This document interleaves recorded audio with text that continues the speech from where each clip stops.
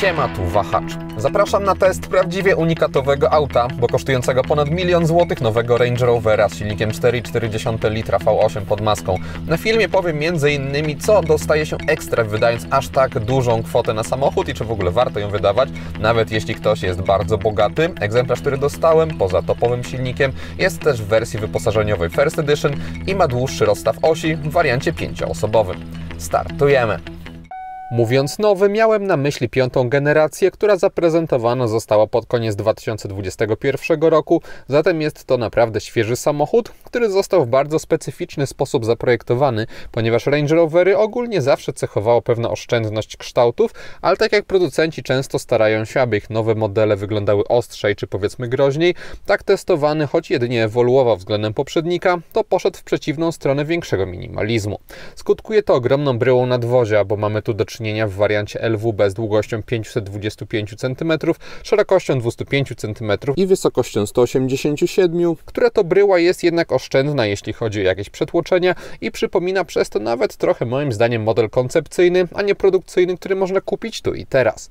Najbardziej widać to z tyłu samochodu, gdzie pionowe tylne lampy są sprytnie zamaskowane i to akurat uważam za dosyć dyskusyjne, ale nie mogę odmówić temu modelowi pomysłu na siebie. Przód z kolei pozostał bardziej standardowy i mamy tutaj kontynuację stylu poprzedniej generacji, przy zachowaniu też odpowiedniej monumentalności całości, bo testowany Range Rover naprawdę budzi respekt i chociażby 23-calowe felgi wcale nie wydają się jakieś specjalnie duże w porównaniu do reszty nadwozia. Minimalistyczny styl obecny jest również w kabinie, która prezentuje się naprawdę elegancko i spójnie z nadwoziem. Podoba mi się w niej też dosyć klasyczne podejście do sposobu obsługi, bo oczywiście są tutaj ekrany, ale nie do przesady. Dobra, czas przejść do tego, co takiego wyjątkowego oferuje Range Rover względem tańszych samochodów. Jedna z rzeczy, która mocno zwróciła moją uwagę, to to, że wszystko tutaj odbywa się, jakakolwiek regulacja na przycisk podstawowy, sterowanie fotelem oczywiście jest elektryczne. Mamy też możliwość elektrycznego regulowania położenia kierownicy, ale fotele to nie tylko przód, tył, góra, dół, ale w sposób elektryczny można sobie na przykład pompować część z ramionami albo sterować zagłówkiem. Nie trzeba w żaden sposób się tutaj jakoś wysilać, wychylać rąk, tylko wszystko robi się w sposób automatyczny. Fotele oferują też oczywiście rozbudowany masaż. Można sobie różne tutaj ustawienia dobierać. Mamy także ich podgrzewanie albo wentylację. Jeszcze ciekawie, jeśli chodzi o automatyzację, robi się z tyłu, ponieważ tam poza fotelami z pamięcią mamy też możliwość elektrycznego regulowania rolety albo powiedzmy w naszym kierunkowym oknie, albo w obu, albo w drugim, żeby przypadkiem nikt nie musiał się wychylać jakoś i zmęczyć. Jest też aktywacja lampek do czytania albo do komputera, one mają różną barwę światła. Można sobie sterować roletą, można włączać, wyłączać audio, więc widać, że nie jest ten Range Rover tylko samochodem dla kierowcy, ale osoba siedząca z tyłu też ma wiele do powiedzenia.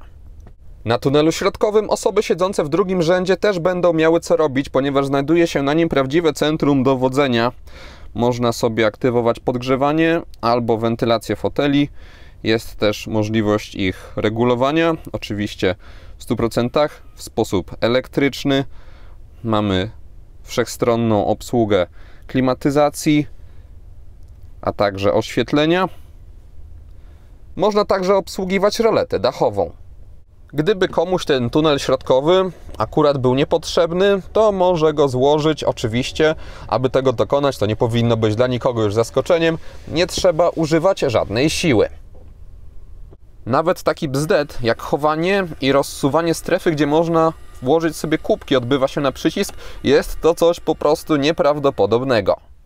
Gdyby komuś te wszystkie elektryczne dodatki się znudziły i chciał sobie z tyłu obejrzeć film, no to może podpiąć jakiś odtwarzacz po HDMI. Jest tutaj też gniazdko z tyłu 230V i oglądać co chce, korzystając przy okazji ze słuchawek Land Rovera.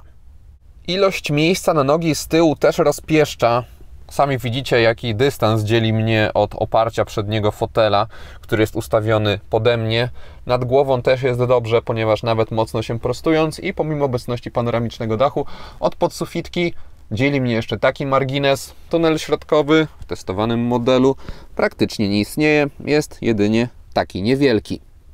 Możliwość mocnego odchylenia oparć i taka półleżąca pozycja pozwala się tutaj dodatkowo zrelaksować, a gdyby ktoś potrzebował jeszcze więcej przestrzeni, to można zrobić coś takiego, czyli zdalnie przesunąć przedni fotel, no i wtedy, no naprawdę zobaczcie, ile tutaj jest miejsca, a jeszcze cały proces się nie skończył.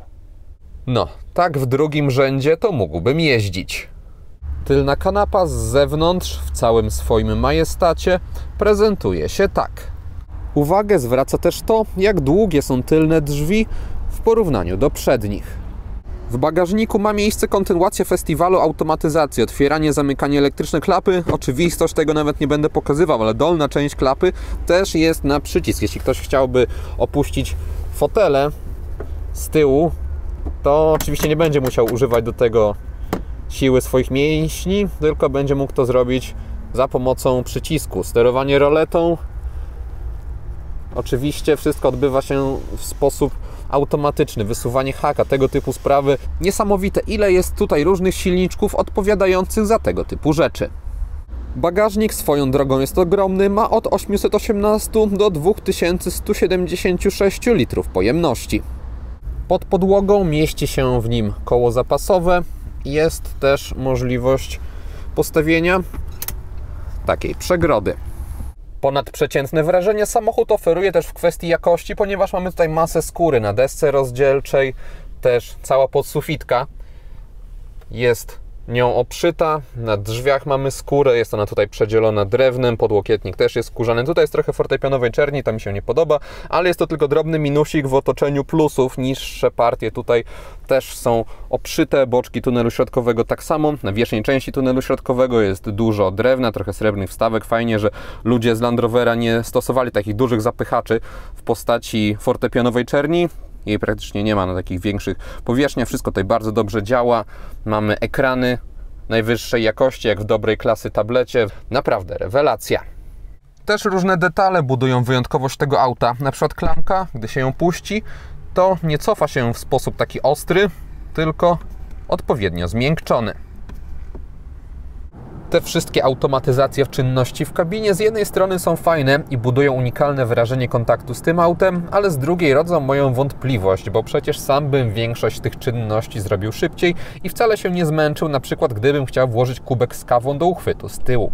No ale wciąż trudno jest mieć pretensje o obecność tego typu dodatków, podobnie jak masy innych, bo First Edition oznacza prawie najwyższą półkę wyposażeniową i z 3-litrowym dieslem cena samochodu startuje przy niej od 883 tysięcy złotych, a topowa benzyna 4,4 litra V8 z egzemplarza testowego jest jeszcze o 140 tysięcy złotych droższa. Wydając tyle, nawet pomimo przynależności Range Rovera do segmentu premium, trudno jest jakoś wyraźnie powiększyć tę kwotę w konfiguratorze, bo takie rzeczy jak masaż i pełna elektryka foteli, obszycie wszystkiego skórą, kamery 360 stopni, 23-calowe felgi, świetne audio firmy Meridian, panoramiczny dach czy reszta rzeczy, które pokazałem albo pokażę na tym filmie, są już wliczone w cenę i w egzemplarzu testowym udało się podnieść wyłącznie za sprawą haka holowniczego i matowego złotego lakieru za astronomiczne niemal 50 tysięcy złotych. Przełożyło się to na ostateczną cenę samochodu, który pokazuje na poziomie około 1 100 000 złotych. Z kolei minimalna kwota, za jaką można mieć Range Rovera, to około 650 tysięcy złotych z dieslem 250 koni oraz nie tak luksusowym, ale wciąż bardzo dobrym wyposażeniem. Ile taki, powiedzmy, rozsądny egzemplarz kosztowałby, gdyby ktoś chciał płacić za niego co miesiąc ratę leasingu operacyjnego, powiem na przykładzie oferty partnera Wahacz TV, czyli firmy Carlis Polska. W kwotach netto przy 20% wpłacie własnej, co daje 107 202 zł, 4-letnim okresie leasingu i 30% wykupie końcowym 160 803 zł, miesięczna rata to 8495 zł. Link do oferty wrzuciłem w opisie filmu, a na stronie Carlis Polska są też inne samochody dostępne, również te rozsądniejsze niż Range Rover i w wynajmie długoterminowym.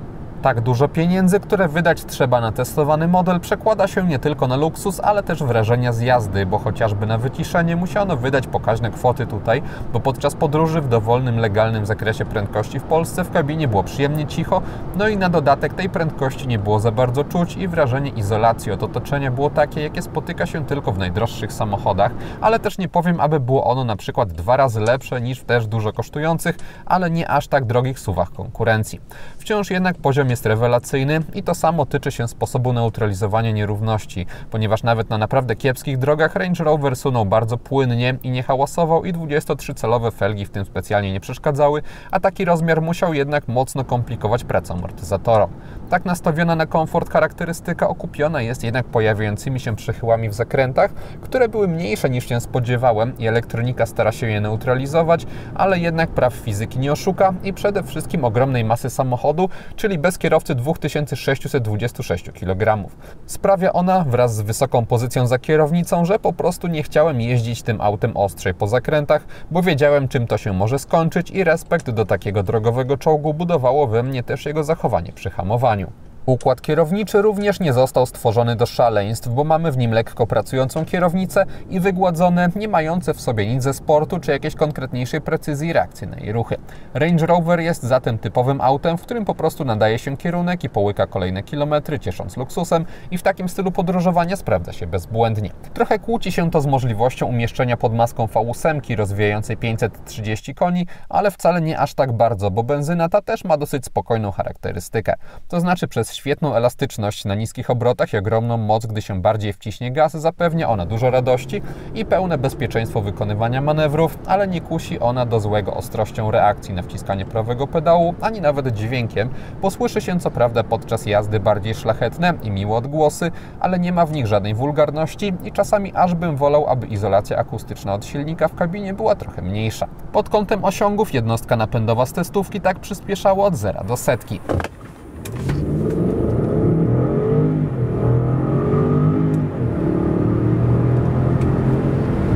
Oraz tak od 90 do 140 km na godzinę.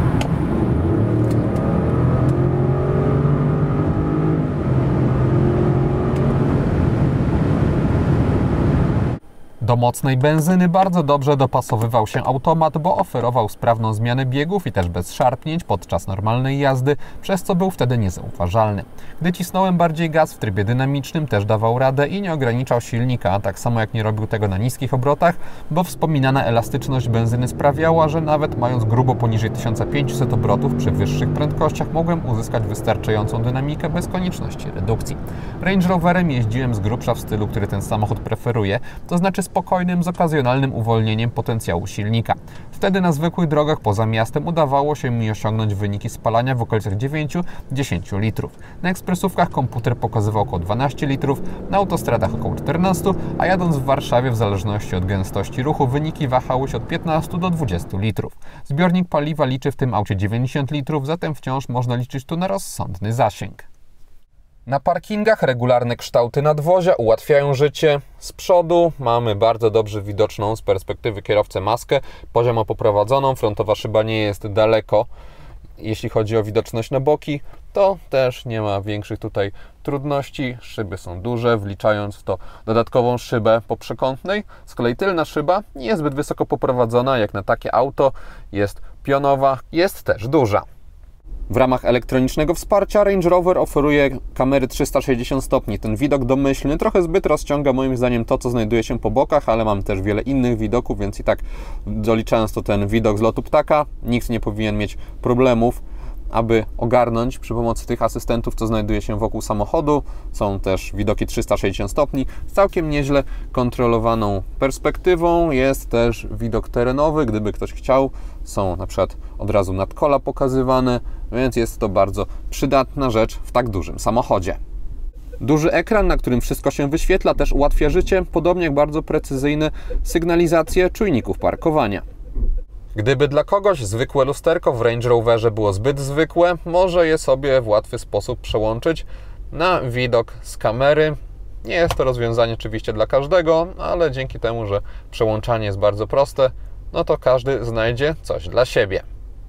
Życie na parkingach ułatwiają też w Range Roverze skrętne tylne koła, dzięki którym zwrotność auta, jak na jego ogromne rozmiary, jest całkiem niezła i nie powstydziłby się jej niejeden mniejszy samochód. Na tym jednak ułatwiacze się kończą, bo jednak pewnych rzeczy się nie przeskoczy i jadąc tym modelem na parking po prostu więcej miejsc będzie dla niego niedostępnych, gdzieś na ciasnych przestrzeniach trzeba się bardziej pilnować i nawet na zwykłych drogach i na przykład mijając azyle dla pieszych czuje się szerokość nadwozia. Z nią nic nie da się zrobić, ale osoby, które nie potrzebują aż tak królewskich warunków z tyłu, powinny zdecydowanie pomyśleć o krótszej wersji mającej 505 cm. Wyświetlacz środkowy, na którym pojawiają się chociażby obrazy z kamery cofania, ma 13,1 cala. Jego jakość już chwaliłem. Mamy tutaj widgety na ekranie domowym, zawierające różne informacje. Niestety ten nawigacyjny nie ma mapy, ale nie jest to wielki aż tak problem, ponieważ można w bardzo łatwy sposób przełączać się pomiędzy najważniejszymi modułami, przyciskami z lewej strony. Całość działa też szybko. Mamy estetyczny interfejs, nowoczesny oraz bardzo logicznie zaprojektowane chociażby menu, gdzie są skróty do najważniejszych ustawień, ale mamy też bardziej zaawansowane rzeczy, które można sobie dostroić w tym samochodzie. Ich jest naprawdę dużo, ale dzięki temu, że mamy ten ekran o też dużej przekątnej, to wszystko jest tutaj klarownie pokazane i menu są wielopoziomowe, też znalazło się miejsce na opisy poszczególnych funkcji, jest integracja ze smartfonami bezprzewodowa, Android Auto, Apple CarPlay, więc system ten robi bardzo dobre wrażenie i jest odpowiedni do samochodu tej klasy. W menu głównym systemu inforozrywki, poza bardziej standardowymi rzeczami, mamy też mniej typowe sekcje, jak chociażby ta pozwalająca na bieżąco mieć przed sobą aktualne wymiary samochodu. Jest też całkiem rozbudowana sekcja terenowa, gdzie można chociażby analizować, ile jeszcze możemy brodzić w wodzie. Terenowość Range Rovera nie kończy się tylko na menu, bo w First Edition oferowane jest pneumatyczne zawieszenie z systemem Dynamic Terrain Response, które można regulować na wysokość i które pozwala na zmianę ustawień w zależności od warunków albo po prostu na zdanie się na automatykę. Mamy tu też kąt natarcia 34 stopnie, kąt zejścia 29 stopni i rampowy 25 stopni. W żaden teren się tym autem nie zapuszczałem i też, co by nie mówić, nie jest ono do tego stworzone, zwłaszcza z matowym i delikatnym lakierem, ale takie parametry dają spore możliwości na przykład na leśnych drogach. Panel klimatyzacji nie został zaszyty w żadnym menu, a mamy tutaj fizyczne pokrętła do jego obsługi. Normalnie steruje się nimi temperaturą, gdy się pociągnie któreś z nich, to można sobie modyfikować siłę nawiewu, a z kolei wciskając je można odpalić moduł albo wentylacji foteli, albo podgrzewania. Jest to wygodne i intuicyjne rozwiązanie, też pomysłowe, to mi się podoba. Na środku mamy przyciski dotykowe, które jednak trzeba zauważalnie wcisnąć i one reagują, tak leciutko wibruje otoczenie, więc też jest to ok. Górny rząd, jak się wciśnie np. przycisk sync, tego w kamerze za bardzo nie widać, albo jakieś auto, to całe otoczenie trochę za bardzo się moim zdaniem wygina i nie wygląda to premium, no ale fakt zostaje lepsze to niż jakieś menu ukryte w ekranie. Takie samo rozwiązanie zastosowano na kierownicy i chociaż przyciski działają dobrze i nie ma problemów, aby zaskoczyły, to jednak nie jest to coś, czego spodziewałbym się w samochodzie tak drogim. Można by to bardziej satysfakcjonująco rozwiązać. Też połyskujący element tutaj może budzić obawy, jeśli chodzi o utrzymanie w dobrej kondycji, ale po 20 ponad 1000 km żadnych rysek nie ma, więc może jest to bardzo odporna fortepianowa czerń. Z prawej strony mamy sterowanie aktywnym tempomatem, z lewej strony obsługuje się system audio. Mamy też programowalny przycisk, który może robić różne rzeczy, np. wyciszać dźwięk czy coś w tym stylu. Po wciśnięciu środka zmienia się przeznaczenie lewej strefy i można przy jej pomocy modyfikować to, co będzie na zegarach. Pomysłowa rzecz. Zegary w Range Roverze są w pełni elektroniczne i działają lepiej niż w innych modelach grupy, z jakimi miałem styczność pod kątem szybkości, ale wciąż nie jest to aż taka responsywność, jakiej bym oczekiwał w tak drogim samochodzie. Mamy też tutaj lepiej dostosowane oprogramowanie do krzyżaka, który jest do dyspozycji. Jest kilka widoków, może być takie jak przed chwilą pokazywałem. Można sobie ustawić mapę na całości, albo można także bardziej tradycyjnie liczniki. Jest też kilka rzeczy związanych z działaniem samochodu do zmiany tutaj. Ogólnie całość nie jest jakaś wybitna, ale robi pozytywne wrażenie. Sposób działania przycisków na kierownicy, o którym mówiłem wcześniej, najbardziej uwypukla się podczas chodzenia po komputerze, ponieważ korzystając z tego krzyżaka, dźwięki, które wydobywa ta sekcja, są po prostu tandetne. Pilot obsługujący system dostępu bezkluczykowego pod kątem praktycznym wypada bez zarzutu, ponieważ ani nie jest ciężki, ani jakiś specjalnie gruby czy duży. Ma też obłe kształty.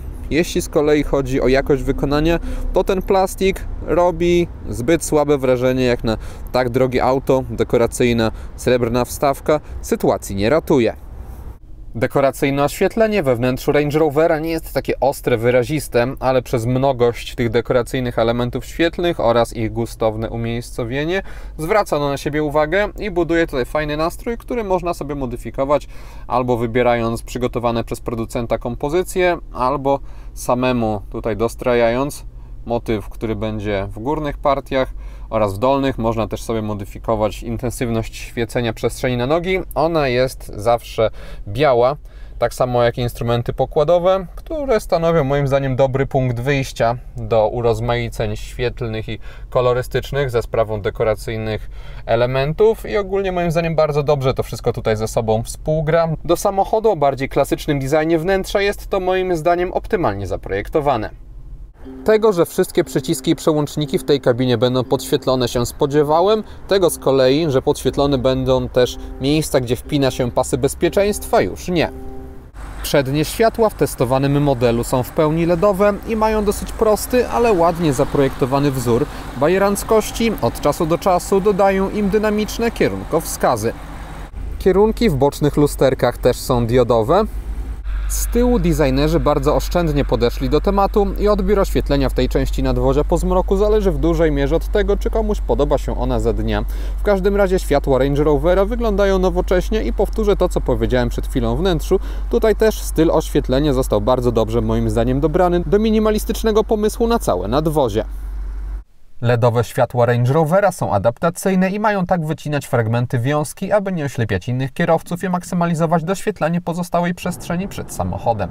Rozwiązanie to podczas przejażdżki po zmroku działało bez zarzutu, ponieważ odpowiednio precyzyjnie tworzyło świetlne tunele i reagowało na pojawienie się innych samochodów, przez co nie musiałem automatu specjalnie pilnować, a pobocza były dobrze oświetlone. Podsumowując, Range Rover to wyjątkowy samochód, który pokazuje, czym jest motoryzacja w najbardziej ekskluzywnym wydaniu pod każdym właściwie względem, od zastosowanych materiałów, przez ilość nieraz nieoczywistych gadżetów na pokładzie, aż po silnik.